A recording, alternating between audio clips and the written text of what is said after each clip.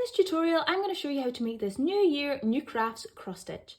But I'm really going to give you an overview of how to start any cross stitch project. You could also design your own slogan with the templates that are in your kit. Let's get started. So for your cross stitch and any cross stitch really, you will need an embroidery hoop of some sort. So I've got a 6-inch hoop here, but you could go bigger or smaller depending on your project. I've got some 11 count Aida cloth. I've got my needle, I've got a needle threader, and I've got my embroidery floss as well. I've also got my cross stitch pattern, which will be included in your kit, and some scissors. So the first thing that we need to do is put our cloth into our hoop. And this is really simple. If you've not done it before, I'm going to show you exactly how to do it.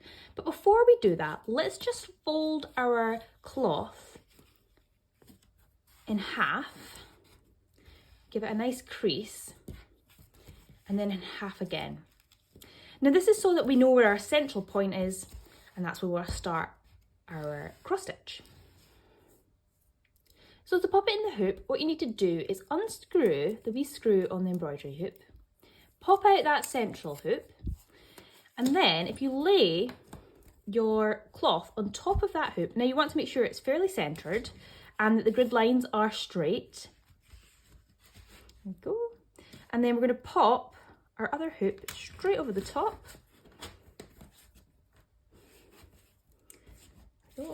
Now we want to make sure that this cloth is fairly tight within the hoop, so you can kind of pull it round, make sure it's almost like a tambourine skin before retightening that screw. So the next thing we need to do is thread our needle, and we are going to start with this red E here because it's bang in the centre of our cross stitch pattern. So I've got my red embroidery floss here, and this floss is made up of 6 smaller threads. I don't know if you can see that. Now we're going to use 2 threads at a time, so we need to split our thread into the smaller sections. Now I'm going to take about a metre of my embroidery floss, and then I'm going to just cut it.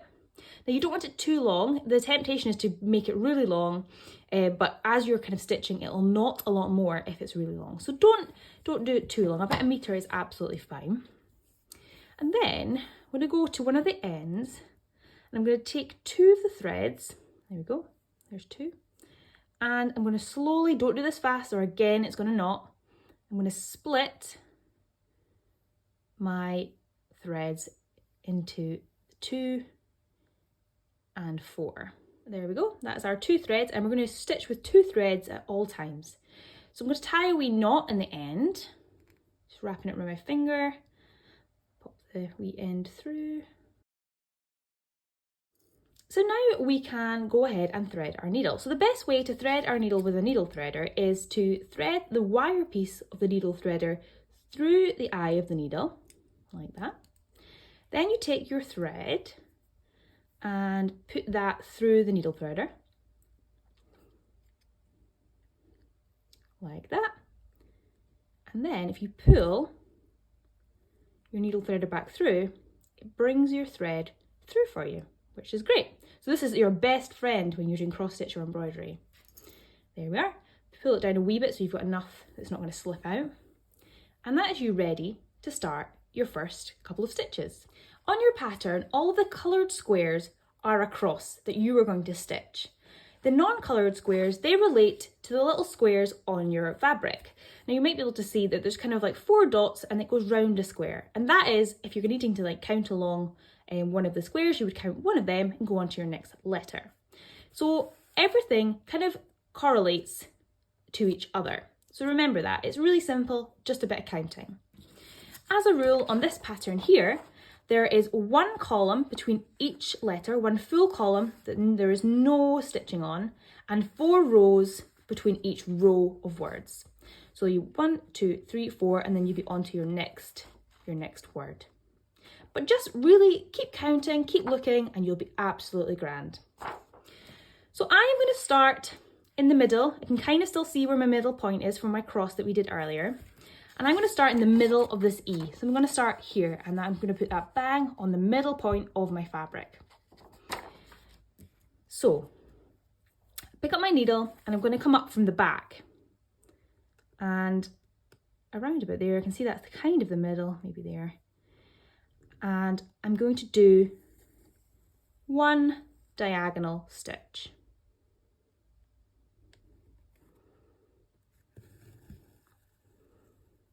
Perfect. Now I can see from my pattern that this row here has 4. 1, 2, 3, 4. 4 diagonal stitches. Now in cross stitch, you generally do all the same diagonals the same way and then go back and make them crosses. Now this is just so that if you make a mistake, it's so much easier to take it out than if you've got crosses each time. So I'll show you what I mean. So I'm going to go all the way along, just going the same direction.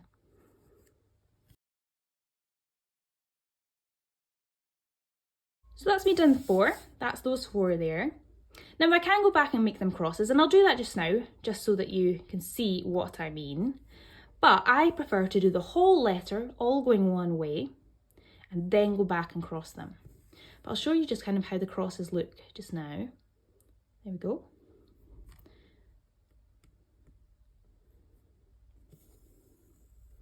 Super simple, making them into crosses. And this also helps to keep the back neat as well.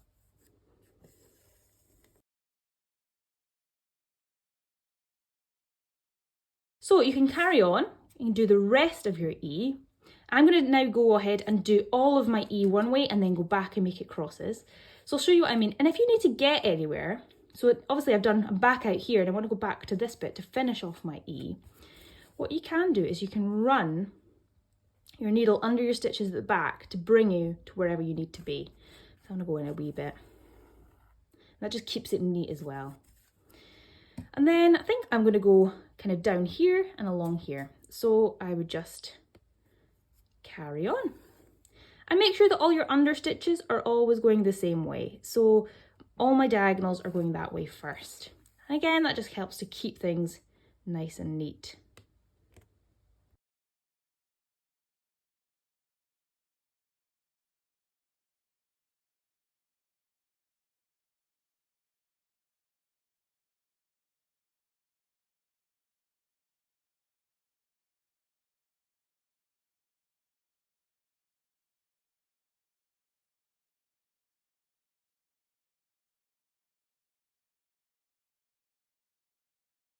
So now you can see I've done my E, all the stitches going one way, and now we just need to turn them into crosses. So you're going to go back over your whole E, just doing all your diagonal stitches but the other way.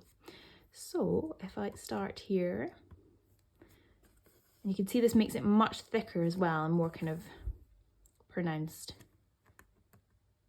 So that is my E done. I've done all my over stitches and made them all into crosses, don't know if you can see. And it's important that on all your letters, all of your stitches, your first diagonal stitches are going the same way, and then all of your over stitches are going the same way, just for neatness. I mean, if you make a mistake, it's not the end of the world. But just when you're going on to your next letter, just check, okay, so I did my under stitches going that way and my over stitches going that way, and just try and replicate it. So obviously we need to get on to our next letter, and we've got this kind of thread here, and we need to finish it off so it's not going to fall out. So if you flip this over, and you can see the back looks lovely and neat because we did it all the same way first.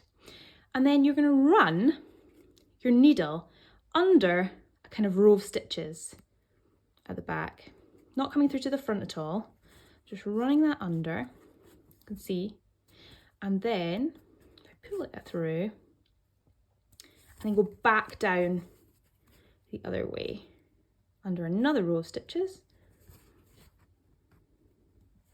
And this will just secure this in place so that's not going to come out. There we go. And then you just snip off your excess thread. And our first letter is complete. So let's go ahead and thread up our needle again with another bit of thread, and then we'll go on to either our N or our W. You choose. So I've threaded up my needle again, and I'm going to go on to do my N now. So the rule of thumb is that any of the white boxes, they are gaps, and we have to count along so that we're not stitching in those gaps. The rule with all of these letters is that there's one full row between each of the letters. Now, obviously here you can see there's 3 spare boxes, but this is because the W kind of goes in. But there is still only one full row. You can see here, one row here. You can see between this R and this A, there's loads of space here, but there's one full row.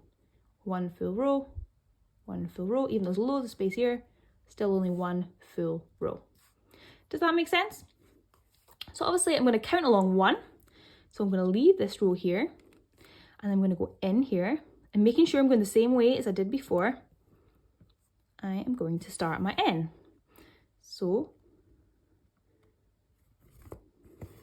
go there. Now I know there's 1, 2, 3, 4, 5, 6, 7 up. So I will go ahead and do 7 up, making sure not to stitch into my free row in between my letters.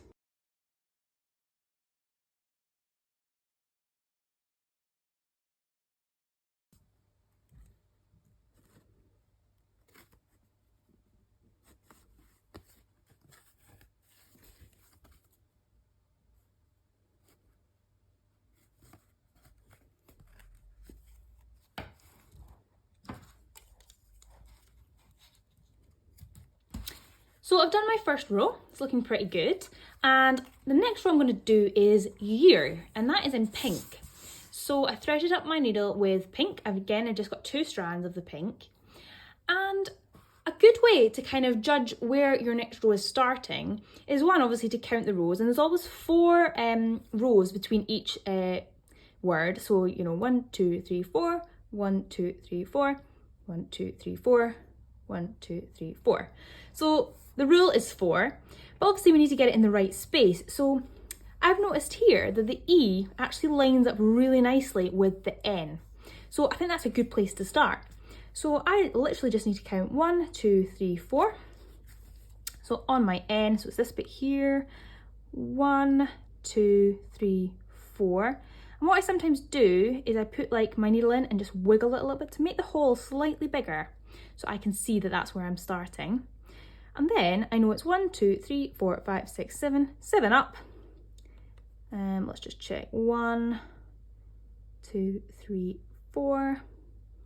I'm going that way first, so it's actually that one. So then I can pop my needle through from the back. Again, I'm going the same way as before with my first diagonal stitches. Let me just double check that's 4. Sometimes it gets a bit confusing, so definitely double check. 1, 2, 3, 4, and then there's my first cross. And that matches up perfectly because they're in line. So that's a good thing to look out for. Again, you could do the same with your other letters. So you could think, okay, so the E actually again matches up really nicely with this N. On this one, I don't know, wee bit trickier perhaps. You might just have to go with the N and then just count down and then go over a wee bit. And the same for the 2022. But look for the kind of most obvious lineup, and that just helps you get it in the right space. And now I've just got to start with my E again, exactly the same as before, and keep going. So here is one that I made earlier.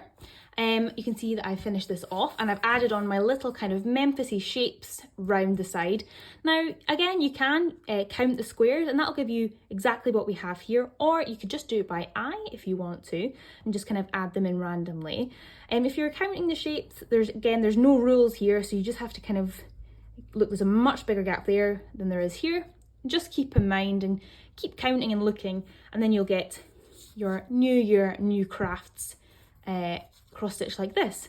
You can see what I've done at the back is I'm going to trim off any last little tails just to make it nice and neat. You might have some little bits that need trimming just to neaten it up slightly.